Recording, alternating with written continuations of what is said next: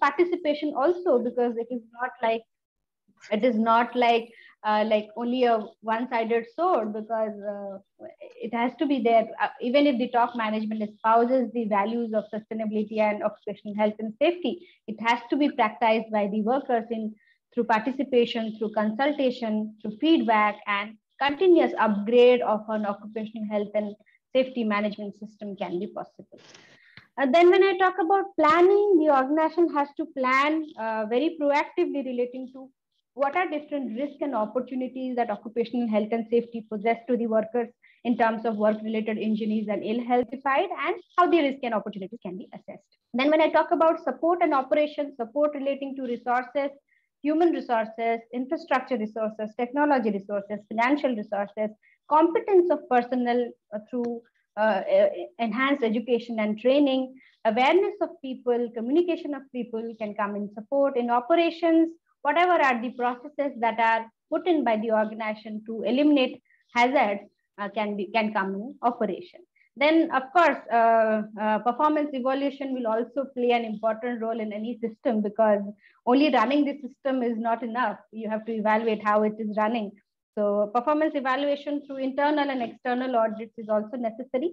And improvement, like how we have improved from the last year or from the last quarter. Again, these improvements should be documented. Improvement relating to incidents, corrective actions relating to incidents, and improvements in terms of technology. What are certain practices that are put in place for these improvements? What are the suggestions received from the workers for these improvements? All these will promote a successful implementation of occupational health and safety. And all this, again, ISO 45001 can provide pretty much guidance relating to how occupational health and safety management system can be successful. And these items can again be used, or these indicators can again be used for sustainability reporting of these social sustainability practices. Next, we move on to, SA 8000 standard. So again, SA 8000 is one such standard which is particularly based on social sustainability, because it has all those indicators that can help an organization to determine if it is socially sustainable or not. So it was founded in 1997, and it is a premier standard by the Social Accountability International. And when I talk about SA 8000, it is again the world's leading social certification program. In SA 8000, there are a lot of dimensions under which the organization has to be certified, and we'll talk about those dimensions. So when I talk about those dimensions, the first is child labor. So SA 8000 standard entails that the organization should prohibit child labor, like no child under the age of 15 should be working in the organization, and certified organizations or companies have also have to allocate funds relating to the education of children who are losing their job due to implementation of this standard. Again, forced or compulsory labor, the organization cannot let the workers surrender their identity papers, or say pay papers or deposit papers as a condition for employment. When I talk about health and safety, the company should meet the basic standards of a safe and healthy working environment, including welfare measures like drinkable water, restrooms, safety equipments, safety training. All that can come in safety and health. Then talking about discrimination, no discrimination on any basis, no discrimination among the employee is allowed. And in disciplinary practices, the certification forbids any sort of corporal punishments to anyone in the organization, say mental, physical coercion or verbal abuse of the workers. And when I talk about working hours, a mandatory or a maximum of 48 hours of work week is applicable. Apart from that, if it is overtime, maximum of 12 hours a week, and also overtime should be paid at a premium rate. Then when I talk about remuneration, the wages, whatever are paid to the workers should meet all their minimum requirements, as well as put in certain income for some discretionary, provide certain discretionary income to the employees. That is also necessary. Then freedom of association and right to collective bargaining. Again, the people should have all the provisions for trade union, for joining any union, for engaging in collective bargaining. So those are also provisions which are there in SA 8000. An important element of SA 8000 is the management system. That is, the organization has to dedicate a team of experts or team of people in order to manage these areas. That is, this team will be responsible for reviewing the compliances. This team will be responsible for keeping records, for addressing concerns, for taking corrective action. So again, this management system is an additional cost to the organization. So several of the times, even if the organization are certified once, say by SA 8000 standard, they may not get certified again, because you have to iteratively certify for SA 8000 standard. So that is again, it helps in useful deliberation of the standard, but again, it is also a drawback why certain organization may not implement this SA 8000 standard. Next, coming to our very own SEBI. SEBI has given us the business responsibility and sustainability report. So in 2021, SEBI has again notified, like, there have been incremental improvement in CSR reporting and sustainability reporting. And of course, SEBI has said that, okay, it is not okay to only give in a business responsibility report. It should also contain a sustainability report, and it has updated that, yes, the business responsibility and sustainability report should be is mandatory for organizations of top 1000 organization by and listed entities by market capitalization should report using this business report and sustainability report with their annual reports. So again, SEBI has mandated relating to social sustainability 3 principles. The principle number 3, which focuses that businesses should respect and promote well-being of all employees, including those in value chains. Principle number 5, businesses should respect and promote human rights. So I'll briefly tell you about what are different indicators or reporting principles under each principle. In principle number 3, relating to well-being, so the number of employees by gender, the number of employees by region and age can be mentioned by the organization. What are different measures for well-being of the employees in terms of health insurance, accidental insurance, maternity benefits, daycare facilities? What are different retirement benefits given to the people in terms of provident fund gratuity, ESI, and other things? And then what are different provisions for accessibility of the workplace for differently able people, provisions for equal opportunities to the employees, grievance management system, the membership of employees to different associations or collective bargaining agents or unions in the current as well as in the previous year by gender. Then details of training that has been given to the employees for safety as well as for skill upgradation, again by gender. Then details of performance and career development reviews of employees and workers in current and previous years can also be given. Then health and safety management system, again, you see health and safety is popular in GRI as well as business responsibility and sustainability report, because again, SEBI has taken into account all sustainability standards in order to bring out the indicators of the sustainability report. Then again, details of safety or safety related incidents that has happened in the organization, like work related injury, number of fatalities, high consequence work related injuries. Then what are different measures that the organization has taken to ensure a safe and healthy workplace, complaints and resolution relating to working conditions and health and safety, all those can be reported using these well-being related principles. Apart from that, SEBI has also mandated that along with these indicators, there should also be leadership indicators relating to all these principles. Because as I said earlier, sustainability or sustainability or health and safety, whatever are these values, they should be espoused by the top management first. So top management or the leadership positions, whoever people are in the leadership positions of the organization should also portray their indicators towards the principles espoused by SEBI. So in well-being of the employees, the indicators, leadership indicators are whether the extension of life insurance or compensatory allowances are given to the employees in case of death. What are the statutory dues that the employer deducts with relating to strategic value chain partners? What are different rehabilitation program you have done to rehabilitate high consequence work related injury workers? What are the transition assistance that you give to people who are losing their jobs or people who are who are like retiring from their jobs?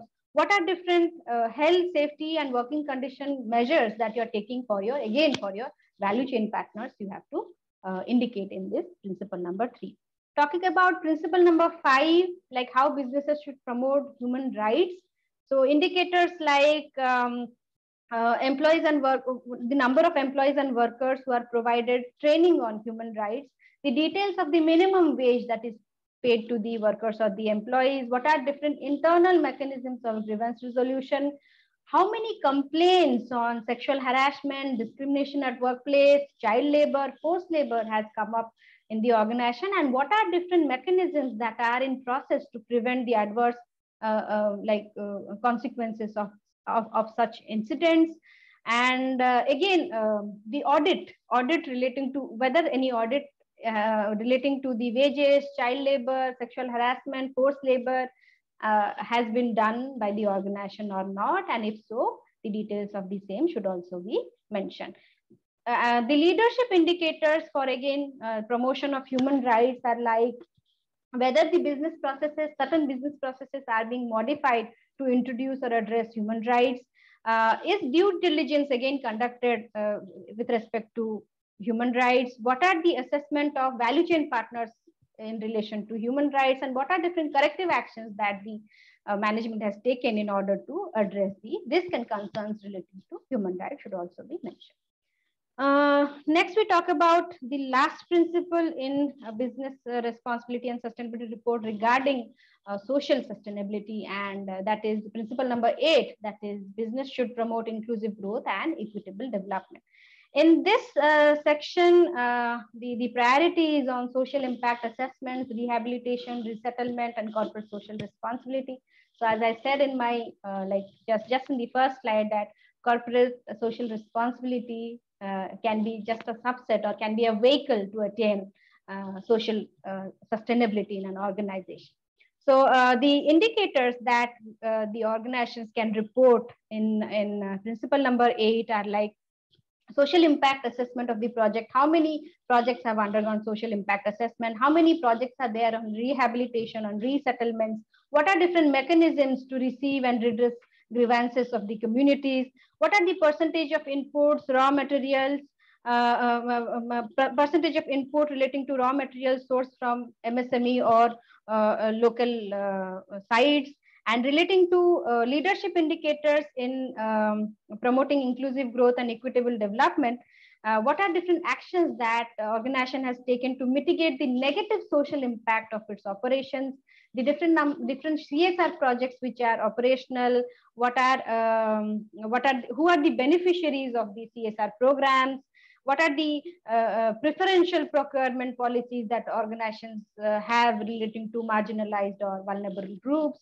All that can be presented in the community related or principle number 8 related provision of the business responsibility and sustainability reports. So these are certain indicators or reporting mechanisms of organization by taking into account all the guidelines or all the standards which are available for social sustainability reporting. I also have certain examples of these sustainability report of the organization so that you can have some bit of idea how these statistics which I said or how these indicators are reported. So we'll go through. I have like 5-6 organizations sustainability reports, certain snapshots of it, and you can quickly go through it in order to just have a brief idea about those reporting statistics.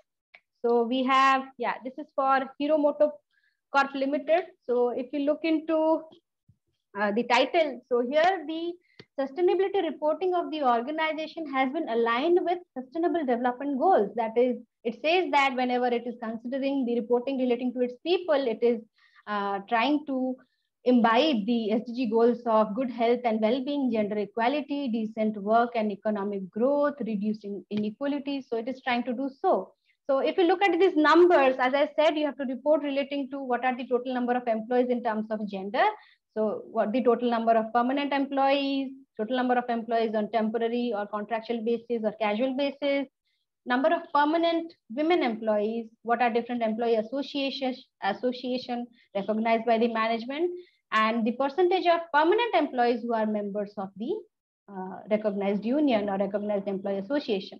In the second picture, you can see that the employee hires and employee turnover, the indicators of employment in an organization. So what are the total number of hires in terms of the management related hires, permanent workers, male, female, age related diversions, less than 30, 30 to 50, greater than 50. It has presented data relating to that. And if you look at this picture, again, what is does relating to diversity and inclusion. So it says that we have 28 expats, 15-20 women, 66 differently or specially able people, and people from 8 nationalities. So again, they are a diversity hero. And if you look at the last diagram, they have like given an information about how they are trying to improve occupational health and safety through a zero incident culture. And it has given up indicators of those incident culture, like all those indicators. Next, if we move on to some other companies, say Tata Power, so it is specifically following the business responsibility and sustainability report given by the SEBI. So mostly there are questions. If you go through the annexures of SEBI, then there are mostly questions, and you have to put in answers to the questions. I have just taken out some indicators where there were tables or where there were not much essays. Some numbers are there. So I've just taken in that. So if you look into the number of complaints relating to child labor, sexual harassment, discriminatory employment, so yes, it has given in certain numbers and whether they are still pending at the end of the financial year or not.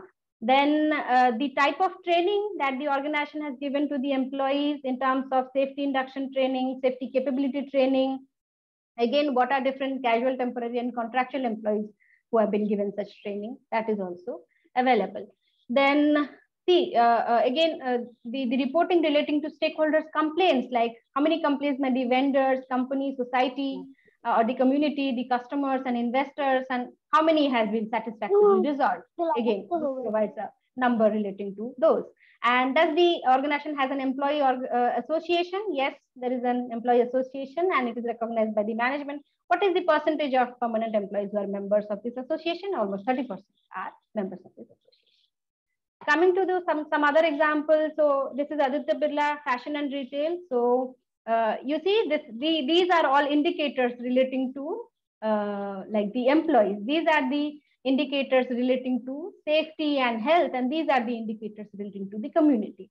So almost 22,000 plus employees, 12,000 plus women employees, 75 specially able, 784 store level employees are undergoing career advancement program, telling about training and development, and 3178 have benefited through CIR program service, that is their COVID care service. And if we go to the second picture, then the number of safety trainings, yes, 12,153 man days of safety training, 292 trainings on average month conducted, average conducted monthly, 10 lost time injuries, 0 fatality at work. And when we talk about the corporate social responsibility, the community related thing, what is the amount they have spent, who are the beneficiaries, how many hours have been contributed by employee volunteers. So all these is mentioned in its report. If we move on to some other companies, say Infosys, then yeah, it has given a lot of numbers. So it says that 2.02 million of users on various learning platforms powered by Infosys Wingspan, mostly relating to training and development. And again, number of training days, average number of training days by men and women, how many self-learning courses are there. Then we see percentage relating to women in workforce, percentage relating to women in non-executive boards, in ESG committees, in leadership levels. And it is also talking about its suppliers, that yes, suppliers were assessed for social, economic, social and environmental impact, and they were identified as having significant social and environmental impact, and they were reviewed through internal processes in consultation with business stakeholders. So this is some data from Infosys Sustainability Report. Then coming to NALCO, NALCO talks about what are different benefits that it provides to its full-time employees, provident fund, allowances, leave travel, scholarship for children, parental leave, accidental insurance, long service awards. So these are certain benefits which it provides to the employees. And in training, it provides training relating to safety, pre-retirement, transition assistance, which I talked about, skill upgradation, health and well-being, human rights. And again, if we talk about occupational health and safety, it also has a lot of initiatives through which it is trying to manage health and safety. And if we talk about some other companies, say Dr. Reddy's, again, there were lot of numbers in Dr. Reddy's social sustainability report. It talked about 100% of our employees return to work after taking parental leave, which is again an important aspect in employment. And you also have to report relating to how many people returned after taking parental leave. It talked about how many, it talked about three major focus areas of its CSR activities: education, livelihood, and health. And it has reported a lot of numbers relating to how it has contributed to these areas of education, livelihood, and health. Next, if we talk about, BPCL, here also the benefits, again, it has a lot of benefits to its employees. It gives an information about those. And I had told you about in diversity and inclusion, I have told you about the ratio of the highest paying member in the organization to the median salary. So that ratio is mentioned here for a period of years or for a number of previous years. The annual total compensation for organization highest paid individual and the median annual total compensation for all the employees. So that is available. It has also given an information about what are its key CSR areas relating to education, skill development, water conservation, community development, health and hygiene. And it has also mentioned about its OHS policy or occupational health and safety policy by Project Shunya, that is safety first and safety must, and different resources which it has engaged relating to ensuring the safety of its employees. So this was all about social sustainability and how organizations can report it, what are different standards, what are different guidelines that organization can follow to report the same. So this was all about today's presentation. So any questions? Yes, I'm open to questions.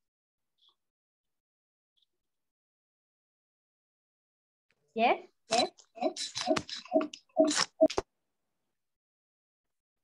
Have I received something in the chat?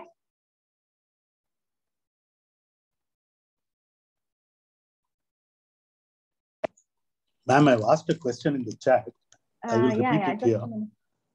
What do you feel when it comes to manufacturing and service industry? How would you differentiate with regards to the business responsibility and sustainability reporting, ma'am? Thank you. Okay. So when I talk about GRI has given in a lot of different indicators for manufacturing and service industries. But if you talk about mostly when I talk about manufacturing industries, again, safety and health will always be prioritized in manufacturing industries rather than in service industries. But yes, mostly the indicators are pretty similar. But I think safety, occupational health and safety will be prioritized in manufacturing sector rather than in service sector. Yeah, any other questions? May I contribute, ma'am? Yes, please, sir.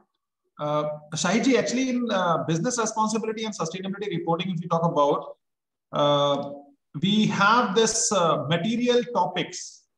So when we are in a specific organization, as an organization, it is our responsibility to look into what are the material topics are there for us. So if I'm a service industry, I'm working in a service industry, or I'm having an organization or company as a service company, So maybe the material topics in social sustainability indicators might be different from the manufacturing one. So for that reason, you may see that the reporting pattern of a manufacturing company and the service company may differ. Okay, okay, sir. Okay. Yeah. So here, because, in that case, we need to focus more on the material topic, and precisely if I talk about the universal standard which are given by the JRI. Yes, yes. Because when it comes to people-related aspects, the societal aspects, there is a lot of variations. Like, for example, we got to study a couple of service sector businesses in the forest areas in Karnataka. We found that none of the, organizations were actually, reporting what was happening at ground zero. Like, for example, there was a resort which had almost about 233 people employed, out of which only 7 were local people, sir. And of the 7, 6 were sweepers, and only 1 person was a dishwasher. But when they claimed in the reports, they said that, they have been skilling locals and, all kinds of things were put up. Thank you, sir. This is nothing but a social washing. Yeah. Because we have heard of greenwashing, and now there is a lot of social washing also taking place. Thank you, sir. Because organizations usually do not report employees in their muster roll just to avoid certain legal requirements. So they can put in those employees as skill development. So you can put, because they are doing so they can put in those employees in skill development and not mention them in the muster roll. Rashmi have asked one question. Rashmi, can you ask the question directly? Risk and risk management. So if you can elaborate, it will be better for us to understand and reply. Rashmi. Yeah, Rashmi, yes. Madam, risk and risk management is not available. So because climate change risks and cyber security threats and supply chain resilience is the need of the hour. So yes. All these things are missing, and how we can mitigate the risk. Yeah, so because like primarily in my presentation, I have not focused on the supply chain related aspects, but I have primarily focused on the employees, on the workers, and on the community related aspects that an organization can report to. Because even I am unaware of several issues in supply chain, so which is why I couldn't address those issues. Actually, in supply chain, we used to, like, first, for example, in environment, we have a scope 1, 2, and 3. And primarily when we are talking about the scope 3, there we are focusing on the supplier side. And usually, if we consider the big companies, likewise, yesterday's session when we have on environmental sustainability, there also, when any of the companies actually reporting on the scope 3, primarily from the environmental sustainability perspective I'm talking about, it is very difficult for them to list the indicators, because what kind of emission, waste, etc. they are generating for a parent company, it is quite difficult. Similarly, here in, if you talk about the risk management and social sustainability, supplier side, we do not have that kind of database or connectivity, we can say, a consolidated. So for that reason, supplier side, especially in India, is much more neglected. Though we need to mitigate this because of lack of information. And again, this information disclosure from the suppliers are also not available with the organization, so which makes it difficult to, again, for risk and risk management of the supplier value chain. Kamal Krishna Ludhani has asked, are these followed in India? No, Kamal, you see, when I talk about reporting, so these are, of course, when I talk about SEBI and about the top 1,000 listed entities, you have to report under the format of whatever has been put up through SEBI. But when I talk about GRI, so again, it is a reporting standard. So it is primarily on the organization what it wants to report, and GRI has always given the freedom to the organization to use NA, not applicable. So whichever things they do not want to reply to, or whichever things they do not want to comply to, they simply write NA and give reasons why it is not applicable. So it depends on the organization, because you see, sustainability cannot be mandated. It has to be a proactive approach, and organizations have to be proactive relating to what greater number of indicators it is using to report what are its practices. Yeah. Any other questions? No question as of now. So thank you, ma'am. Thanks for your valuable time and detailed description about the social sustainability and the various dimensions or disclosures which are there either in GRI or BSR report. So thanks for your valuable time, ma'am. Yeah, so I had a wonderful time, and I think there is another question if we can address, Madam, with reference to standards while 14,008 and SEBI, why the police or army department is not in them? Because those are government services, and government services do not have the liability of giving any sustainability reporting. And when I talk about these GRI and all other standards, they are mostly applicable to organizations, to business entities. So yeah, they may not be applicable to them. Thank you, ma'am. Thank you very much. Yeah. Forced labor. So forced labor is like when you are... Thank you. Can you come again, please? No. Oh, sorry. Okay. Yeah. Okay. So when I talk about forced labor is like when you are forcing people to work for you. Okay, like because of certain, you are trying to take advantage of their social situation, of their disadvantaged situation, and making them work for you when they are not willing to work for you. Sometimes you see because they had debts, they will be working for you free of cost. You may not be paying them wages. You may take in, and in order to let them stay more in employment or for greater period in the employment, you may take in their certain papers so that they'll be willing to stay with you because you have certain papers or pay related documents with you. So whenever you're forcing people to stay with you, irrespective of their wishes to continue in their service, it can be forced labor. And mostly this happens to disadvantaged groups, to workers, to people who are not aware of their rights, people who are not aware of what is essential for them. That can happen in forced labor. Kranti, did I answer your question? Okay, so hopefully there's no question at this point of time. Yeah.